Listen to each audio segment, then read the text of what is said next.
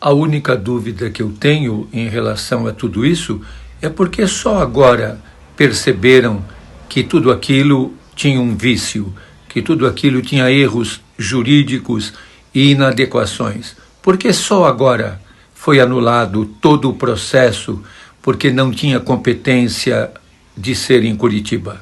Agradeço ao padre Júlio Lancelotti pela questão que me foi formulada e aproveito o ensejo para cumprimentar e parabenizar o padre Júlio Lancelotti pelo maravilhoso trabalho que realiza. Padre Júlio, é difícil, às vezes, explicar por que a Justiça demorou 5 anos para reconhecer os vícios, as ilegalidades que estavam sendo praticadas contra o presidente Lula pela chamada Operação Lava Jato. O fato é que, ao longo desses 5 anos, nós batalhamos, lutamos sem parar e apontamos concretamente e com base em provas essas ilegalidades, seja no tocante à incompetência da Justiça Federal de Curitiba, seja no tocante à suspeição do ex-juiz Sérgio Moro, dentre outras inúmeras ilegalidades.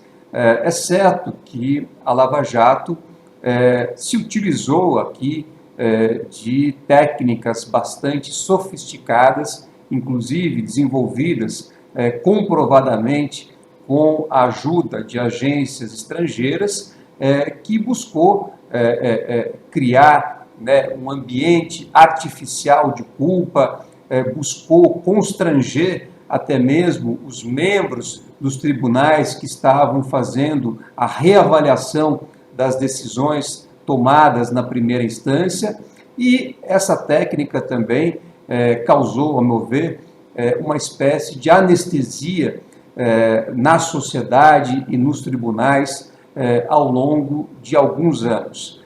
Felizmente, nós chegamos agora a um momento muito importante, a um momento em que existe uma capacidade efetivamente de saber que a Lava Jato praticou inúmeras ilegalidades. É certo que isso já estava provado, mas talvez fatos mais recentes, como o livro do ex-procurador-geral da República, Rodrigo Janot, o próprio acesso que nós tivemos aos arquivos oficiais da Operação Spoofing, com autorização do Supremo Tribunal Federal, mostraram, iluminaram aquilo que nós sempre dissemos e apontam numa direção bastante grave, numa direção de que alguns agentes do sistema de justiça, infelizmente, tentaram construir um projeto de poder, e esse projeto de poder passava pela destruição do ex-presidente Lula. Eu gostaria de saber se o plenário do STF pode derrubar a decisão do ministro Fachin, mesmo considerando a grande vitória da confirmação da suspensão de Moro?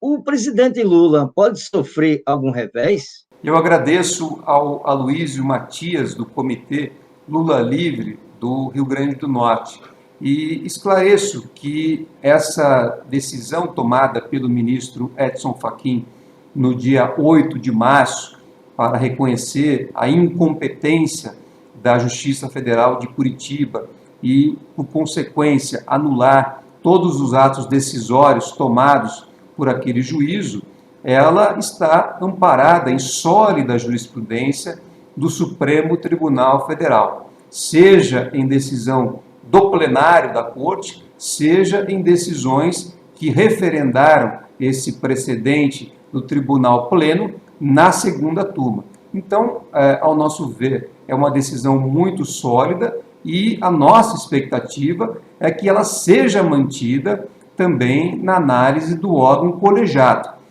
A Procuradoria-Geral da República apresentou um recurso contra essa decisão do ministro Edson Fachin, e nós entendemos que esse recurso sequer seria cabível. Agora, mesmo que ele seja analisado, e, ao nosso ver, essa análise compete à segunda turma do Supremo, nós entendemos que a decisão deve ser mantida porque ela apenas aplica um entendimento, uma jurisprudência já pacífica no Supremo e, por isso, deve também valer para o presidente Lula.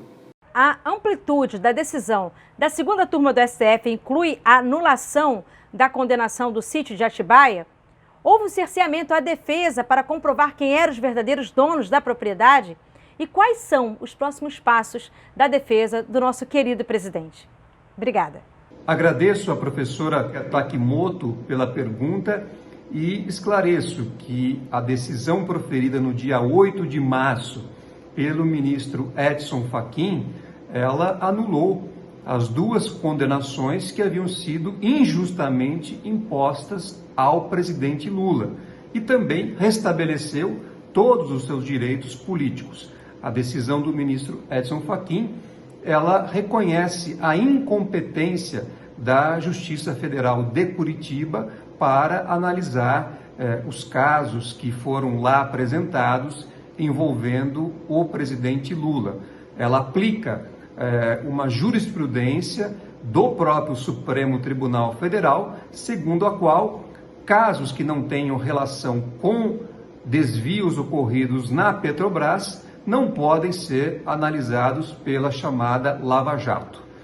Mas então é isso, a decisão anulou as duas condenações, o presidente Lula não tem qualquer condenação e também restabeleceu todos os seus direitos políticos. Estamos vivendo um estado de exceção. Caso haja uma manobra política no STF para manter a inegibilidade do presidente Lula, o que poderá ser feito? Eu agradeço ao Muniz pela questão, ao Muniz, coordenador do coletivo Alvorada, e eu entendo sim que nós estamos vivendo num estado de exceção.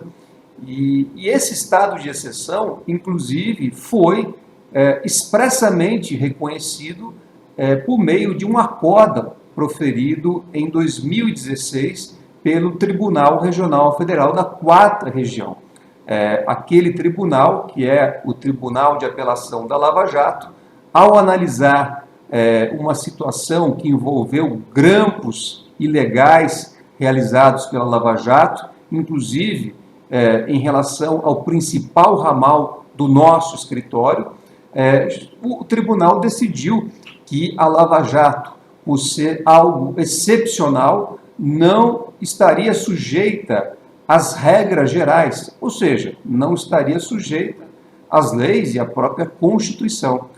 Então, ao meu ver, essa é uma decisão que precisa ser ainda analisada, é uma decisão que abriu as portas para que a Lava Jato praticasse toda a sorte de ilegalidades e arbitrariedades ao longo do tempo. O Supremo Tribunal Federal, recentemente, proferiu algumas decisões muito importantes, históricas, e que, ao meu ver, estão recolocando o país no trilho da legalidade e fortalecendo o próprio sistema de justiça. Talvez tenhamos realmente agora uma oportunidade de deixar esse estado de exceção a partir de uma atuação bastante clara, consistente da nossa Suprema Corte. Eu penso que a decisão da segunda turma do STF anulou todos os atos praticados por Moro lá em Curitiba. A minha pergunta é: isso anula também a cassação dos direitos à segurança institucional do ex-presidente Lula? Anula também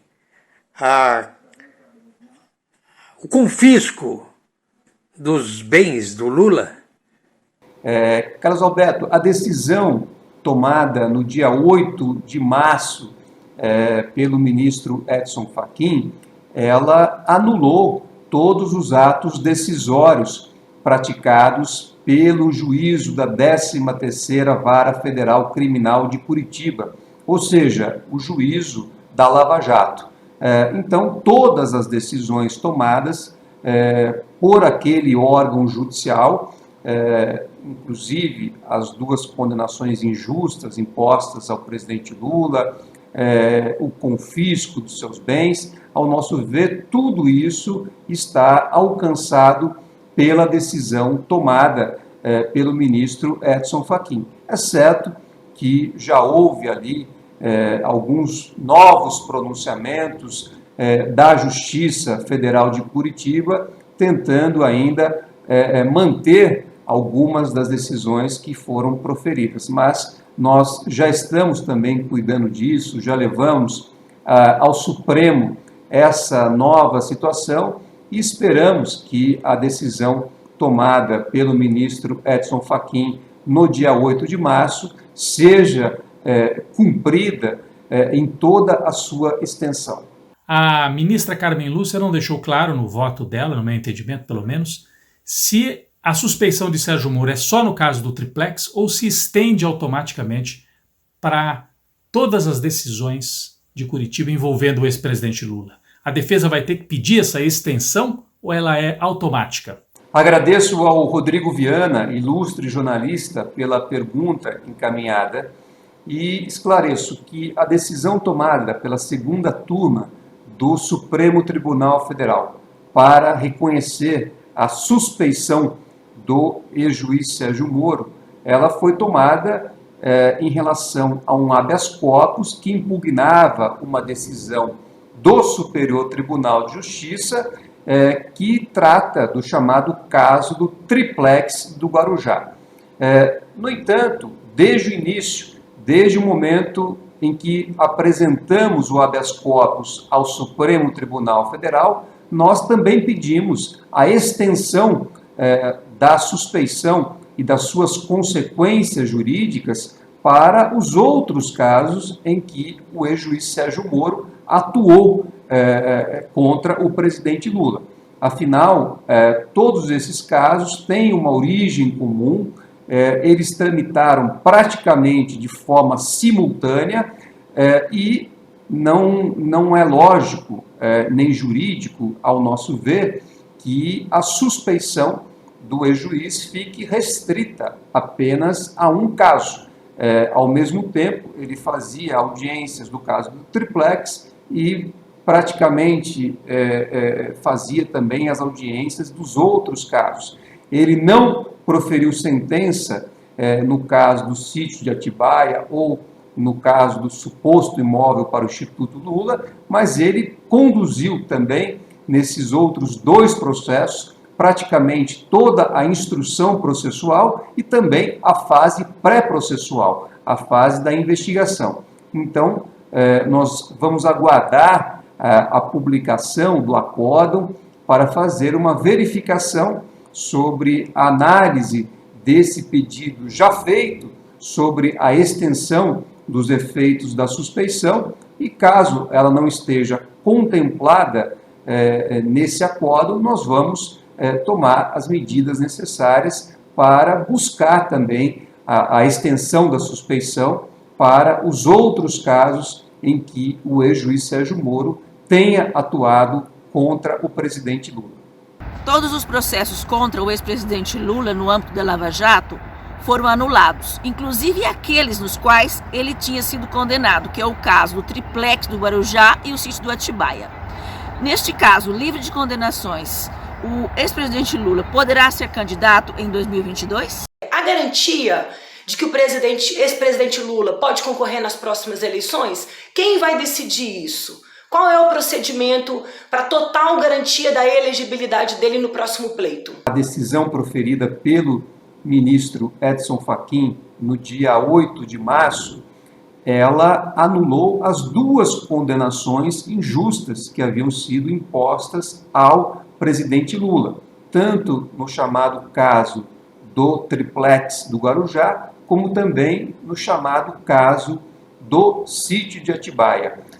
E essa decisão do ministro Edson Fachin, do dia 8 de março, ela também tem, por consequência, restabelecer todos os direitos políticos do presidente Lula, de modo que, se ele quiser, ele pode ser candidato nas eleições de 2022. Essa decisão do ministro Edson Fachin, do dia 8 de março, ela já produz efeitos imediatos desde aquela data. Nós entendemos que ela é muito sólida e não temos a expectativa de qualquer alteração, embora ela tenha sido impugnada por um recurso da Procuradoria-Geral da República que busca revertê-la.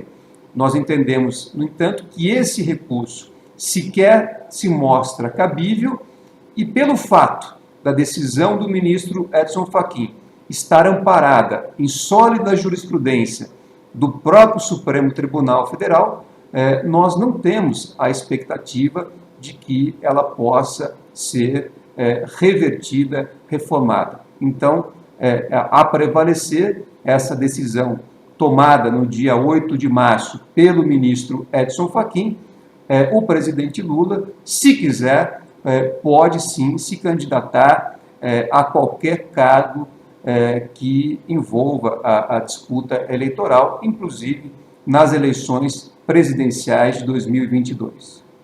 Eu aproveito essa oportunidade para perguntar para você quais foram as práticas da advocacia e de comunicação que vocês precisaram inovar para aprender a jogar nesse contexto de lawfare. Eu digo para além da estratégia processual, é claro.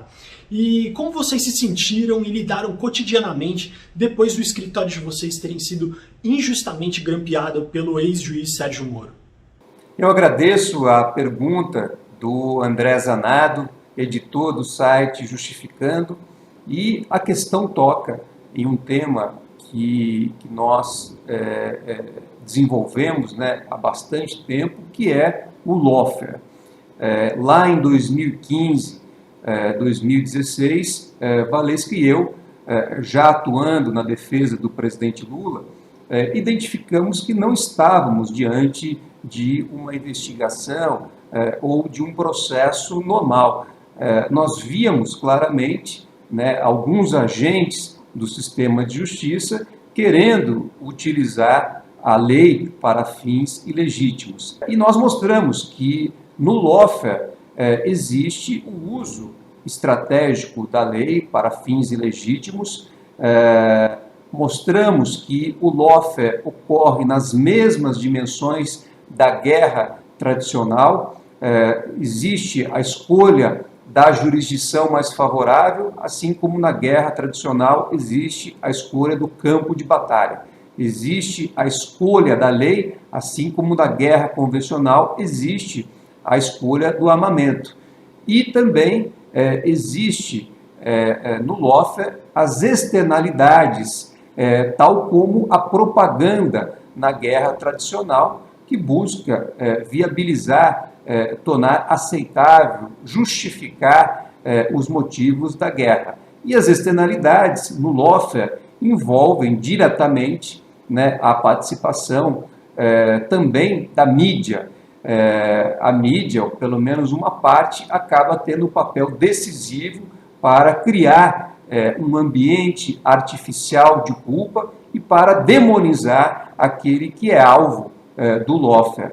Então, nós tínhamos um caso que ocorria ali em autos de processo, mas, por envolver o lawfare, também ocorria desdobramentos em diversas outras áreas, envolvendo diversas outras profissões, ciências, inclusive o jornalismo. E tivemos, portanto, que aprimorar o nosso conhecimento para poder também enfrentar o lawfare que estava sendo praticado contra o presidente Lula.